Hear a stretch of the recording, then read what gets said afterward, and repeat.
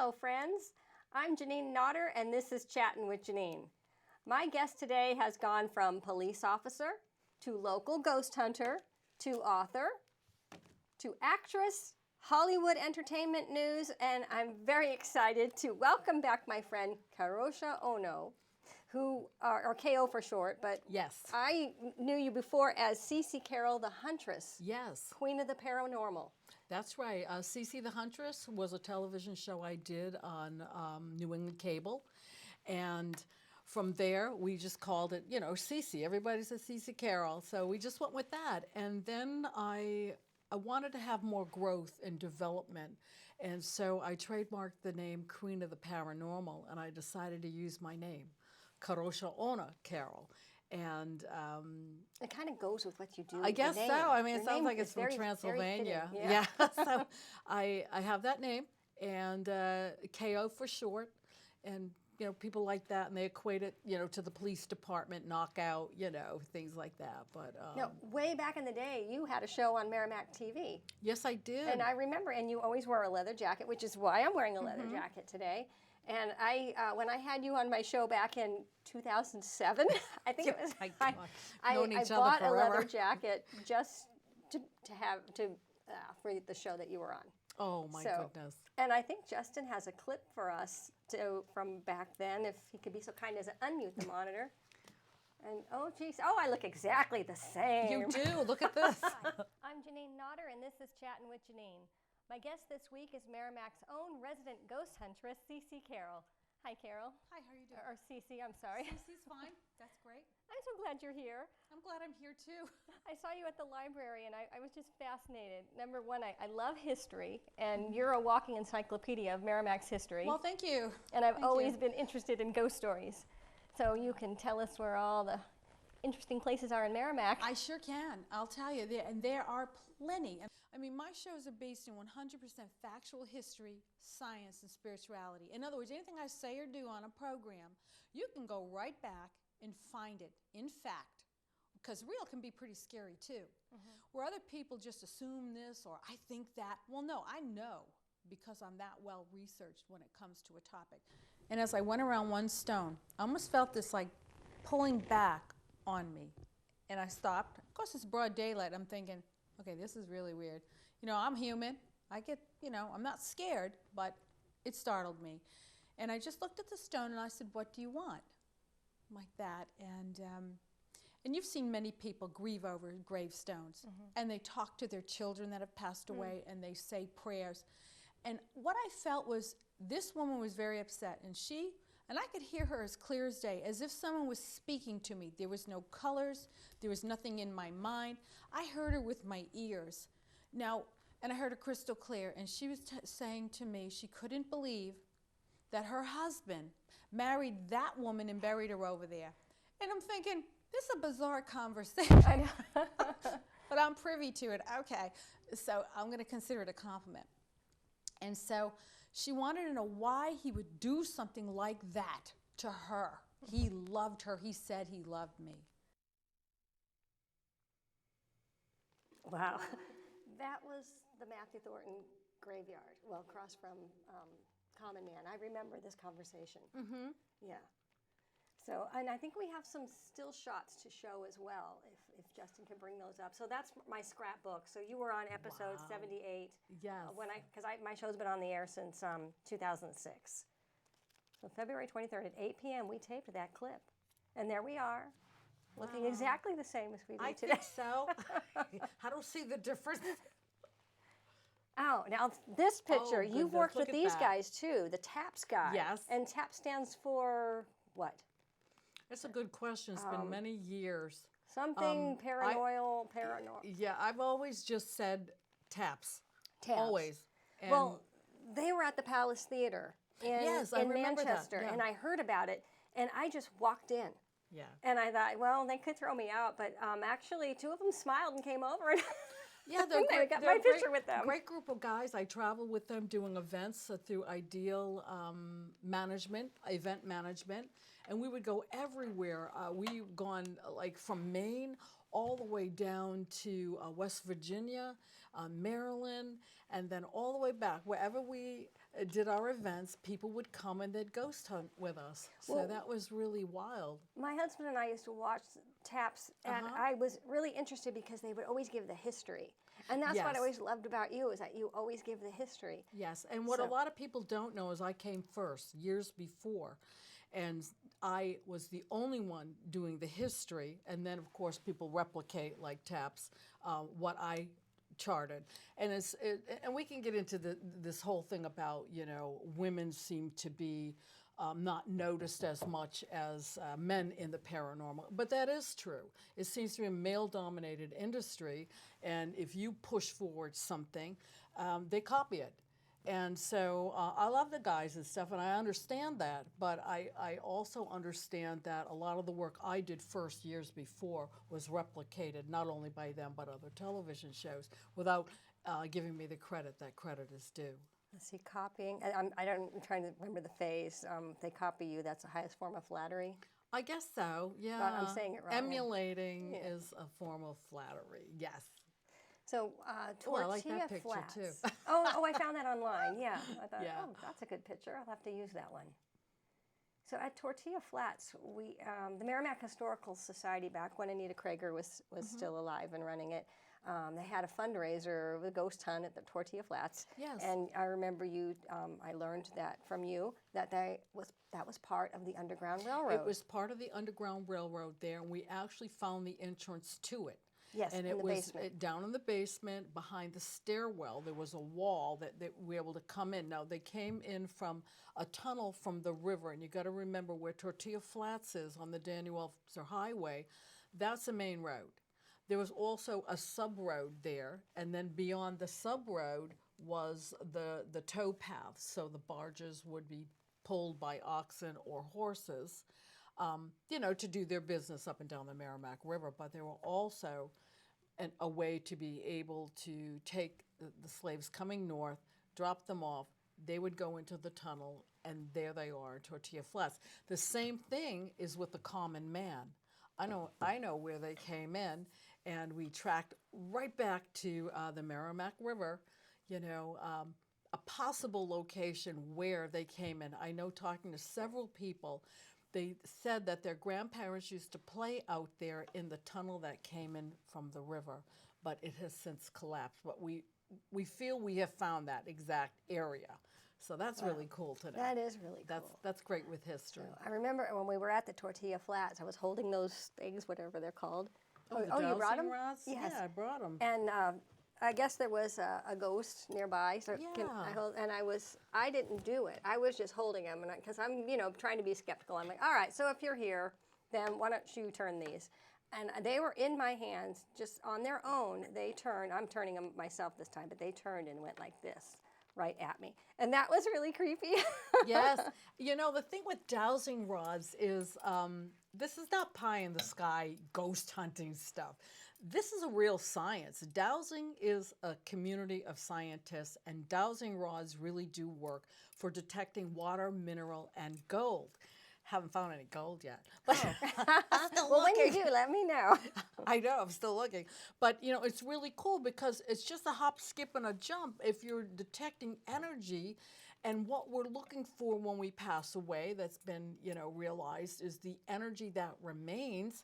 Why can't we tap into it with this? So that's why I use the dowsing rods, but I use the ones without the sheath on them. Because with the sheath, they swing around. This way, if you hold them correctly, and like that, but not with the white knuckle death grip, you just hold them, and I try to contact the spirit world, and we'll see if they'll actually move. If there is a spirit in here, a spirit connected to you, and we'll see if they move. And so this is what I do at events, and when I do a lot of very large Comic-Con because of the Comic-Con books. And, Oh yeah, I have yeah. them. You're a cartoon now. You're in a comic Yes. book. That is so Yes, cool. I'm Did you produce these? Excuse me? Did you make these? Or? No, I did not. Those were made by Phoenix Comic Book Publications, and I am the first person in comic book history Here, I'll hold them up to again. be a superhero doing what I do in real life between the pages of a comic book. And again, because I'm a woman and I'm alive and I'm a real character doing real things in a comic book, it's very hard to get that word out. But I have cracked that glass ceiling, and we are really going across not just the United States, but I'm in magazines in regards to my comic book status in Italy, Chile, the UK, and in Spain. So we are kind of like globe trekking. That's everywhere. awesome. And you have 2 books now. I remember when you were writing this one. Yes. And I remember talking to you about that. So this one's from 2009, and then you have a new one? This one is probably from 2014. Now, the one Ghost, the Legends? Ghosts and Legends of the Merrimack Valley, what was really cool about that is that's the first book for the Haunted America series for History Press. A lot of people don't know You're that. number That was one. the You're very first, amazing. That was the very first book. And so History Press likes to do these towns. And so they suggested the Merrimack Valley. And I got back to them. I says, well, the Merrimack Valley encompasses, not only all these towns, but literally 2 states. So then they said, you still want to do it? And I said, yes. So what I did was I started in beginning before the glaciers and then walked it up a timeline of stuff. And I do know some schools have this and libraries have this because it's really steeped in history. I think I saw it at CVS too. Oh, yes. on the rack. A lot of drugstores have it as well. And then Scary Paranormal movie for the ones that enjoy a cheesy paranormal event. Yeah, that's a tongue-in-cheek little movie we did, and we used people that were at our paranormal events, and we replicated the events, whether it was ghost hunting, it could be a seance, just a bunch of different things, somebody holding a candle looking for Bloody Mary, and someone having I remember us scaring ourselves out to death when we were someone kids. having a gas moment outside the door, to put it nicely, and another person thinking, I'm smelling a ghost. And I mean, it's just like, it's crazy, but these things happen at events. So I figured I'd just compile it all and put it in a very brief DVD. So at the Tortilla Flats, there was a woman in town who had an EVP, that's some voice recording. Electronic voice phenomena. And she captured a voice. So while we were looking in the basement there to see the entrance for the tunnel for the Underground Railroad, something called us all a name, which it sounds, like it's just a word, but back in the day, that was a bad word. It was a terrible thing to call somebody. Yes. And I wonder if I could say it on the air. And we clearly heard this voice on her tape. It said, "You pouches." Oh, I see. I don't know if you remember that. I do remember that. I do remember that. Also, from when Anita Krager was running the Historical Society, there was another fundraiser, ghost hunt, and it was at Country Tavern on 101A. Yes, that was a fun one. That one, something touched me. Yes. And I was wearing a jacket that was thick, but I felt it. It didn't feel like it was tapping my jacket. It was tapping my back. Something tapped me on the back, and I spun around, and there was no one behind me. It goes like right through your clothes, and you kind of like feel it almost on your skin. It is really bizarre. But then again, we're dealing with energy.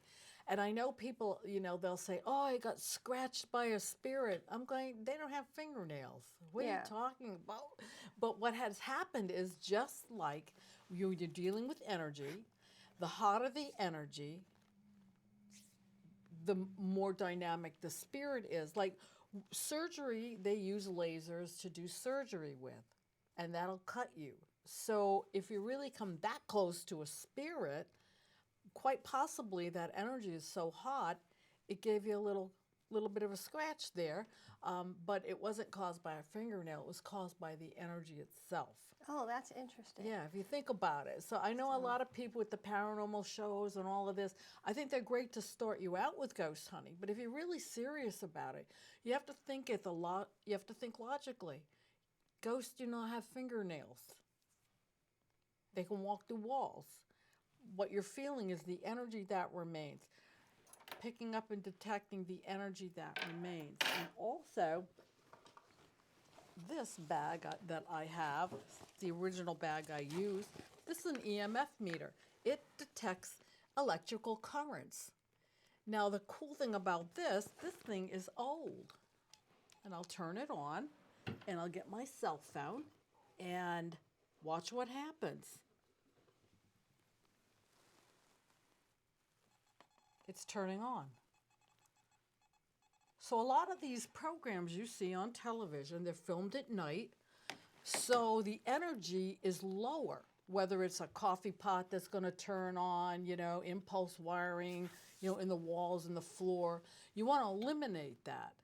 Also, you want to have middle-of-the-road equipment. Oh, yes, I remember you saying that. Middle-of-the-road equipment, because then it won't interfere or it won't turn on. Also, pacemakers, hearing aids, any of the such will set these equipment things off. So that's why when they're filming a television show and they're using this wicked high-tech equipment, bells and whistles are going off all the time. And a ghost is not going to come out, and say boo on command. They're just not. A lot of the times it's misfiring of the expensive electronic devices that they use. And that's cool, though. It starts commerce and another business, and all that kind of stuff. But then again, based in reality and logic, you have to think. If you're going to go out and do these things and you're going to get equipment, get middle of the road, because you never know what's in the area, that could set it off. I like hearing ghost stories. I can't see ghosts and I can't hear them, except for the one on that EVP voice recording. Yeah. But I didn't hear it when she said it. And not everybody has that sixth sense. So. I think the reason for that is sometimes you got to put your forces down. Like, you just have to let everything down. And when you're not, like, waiting for, where's that voice? I want to get an EVP. You're not going to get one. But if you're not expecting it, then maybe you'll get one. I do know that some people, they're not believers. But yet, if a spirit speaks to them or touches them, they're like, why me? Well, that's because you have something there that they felt that they could trust or communicate with, even though maybe you didn't believe in. But when you started to say, geez, I just heard something, or I felt that, you validated their existence, and then they'll leave you alone. You probably never feel it again. I know my mom is deceased, and I know she's watching over me. And I bug her every day. Poor woman doesn't get to rest in peace. I'm like, but I just feel like she helped. Like, Mom, where did I put? Oh, there it is. Thank you. Thanks, Mom. That's just me. But the movie, The Sixth Sense, you remember that movie? And the kid would see ghosts everywhere. Is that what it's like for you? Do you see them everywhere? Well, I'm not going to say I actually see like the ghost looking like a movie and stuff like that. I don't even believe it even looks like that. What you see is something maybe out of the corner of your eye, and then you turn, it's gone. Like you felt that, and you turned, there's nothing there. That's about how you see it. Or maybe you see it, maybe it might look like heat waves on a highway, all of a sudden there, then gone. And you're going, well, that is really weird. And in your mind's eye, when I do readings or I'm working with the dowsing rods, I might get a glimpse of the past through someone. Like I can see maybe someone standing behind them. I can describe what they're wearing. I maybe relay a message like that. So it's all different ways, but as far as looking at it the Hollywood way, no.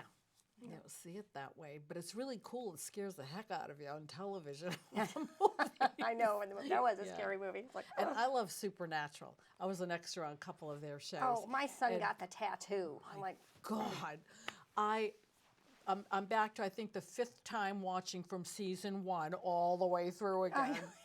My kids watched it too. I just like it. I like the guys. I've met them, and I know it's just everybody. a really cool you know show. George Foreman. I mean, you work with Hollywood. I'm like, I'm really impressed with everything you do. Oh, I'm impressed with everything you do. You kidding me?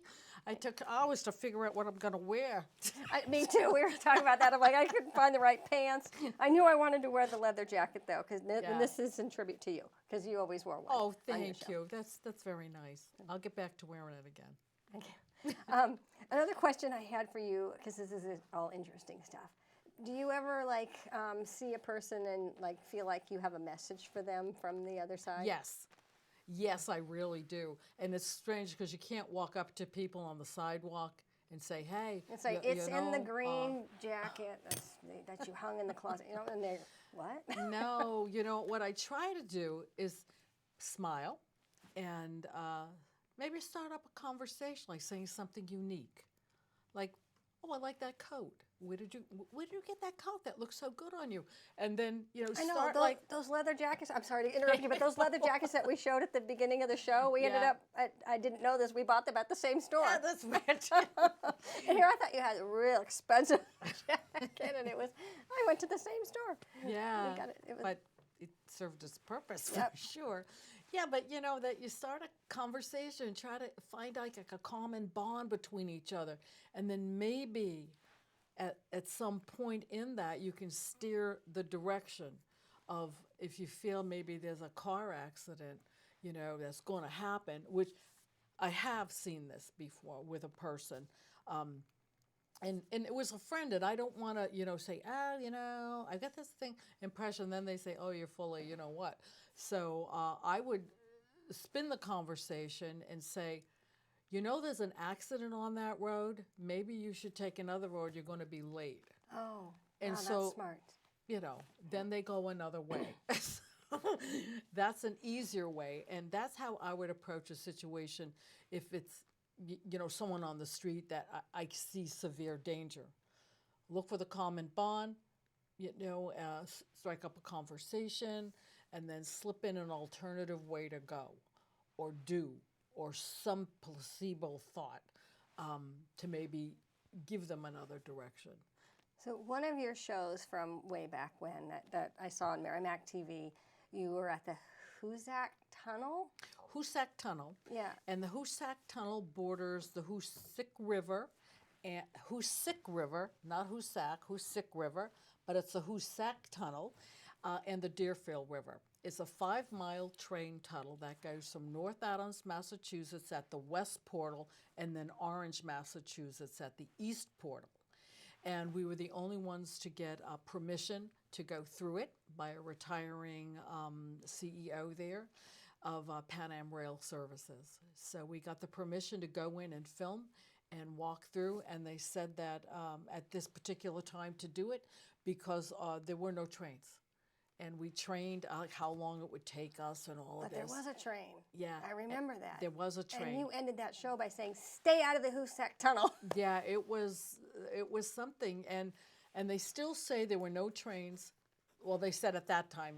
These people are long gone, and but yeah, there weren't. They stuck by their guns. There were no trains, but there was a train. I had it on film. And, I right, saw it. I saw it. I remember felt the show. it. It was Yeah. bizarre. Yeah. So- We have 4 minutes left. I can't Oh, believe no, this. no. Across from King Cone, there was a massacre. Yes, this is the massacre of 1724. And there were 9 people massacred, and they blamed it on the French Mohawks. Now, the French Mohawks were not an Indian, a Native American tribe or anything. What it merely meant, if you research this, is that settlers that could speak, you know, French and Mohawk. So they blamed it on them. But what had happened was it was a massacre of 9 settlers by the Native Americans in the area who blamed it on the French Mohawks, but they were the Sauhegans that did that massacre. And it took place across from King Cone. There is that secondary road that I talked to you about. Right. There's the main road, Daniel Webster. Then there's a secondary road. That goes it was to the island. secondary road, not the tow path, which is along the river. The secondary road still exists, but it's blocked off. They don't want you driving through anymore. But you can walk through there and feel all that energy. And so they were slaughtered, and the 9 bodies were brought to Nashua. next to, I think it was a CVS, or is it Walgreens? It's a CV. I think I was going to say CVS, and it's It's in Nashua, across from this indoor go-kart place Yeah. with the carousels. And No, it's not and all of Discovery that. Zone, but everyone should know what it's Yeah. not. That's something like that. But you took us there. Yeah, the 9 bodies are all in a row there. All right, That's 2 where minutes. they buried We them. also stopped at Budweiser. What's the deal with Budweiser? Oh, a Budweiser, according to 1968 Union Leader story, there's buried gold, and the buried gold there is in the corner of the factory. So we went out with one of the historians from Merrimack Town Hall to find exactly where the settlement was. We took the survey maps and were walking all along, and we actually found what we believe was the actual settlement of where the settlement was burnt down because one of the fur traders put his foot on the pound stone for the weight to charge the Native Americans more, like that. Oh, So yeah, the I Native remember you Americans telling me burnt that. all the stuff down. But before that happened, he buried the gold, which is now Anheuser And on the it's never been Anheuser-Busch product. found. Never Wow. been found, but we found a lot of, I'm not going to say evidence, a lot of facts and artifacts that would prove that we kind of like know where it is. And in the last minute of the show, here in Merrimack Town Hall, is there anything working? Absolutely, there is. 100% there is, and that's something we're going to do together. Not to make you feel uncomfortable there in the control room, Justin, but wow, that's fascinating. I wish we had more time. This went by so fast, It and went too fast. I'll have to have you back on. I would love to come back. We can talk about a whole bunch of different things: boxing, Joe Foreman, Hollywood entertainment news hosting, and a whole bunch of stuff. Well, later today I'm doing a show unboxing, so There you go. I'm going to put this on Okay. YouTube. It was so wonderful to catch up with you. Nice to Thank talk you. to you, too. Good to see you. Thank you for my comic books and the new book to read and this to watch. So, and thank you for watching. And I'll be back with more fun shows.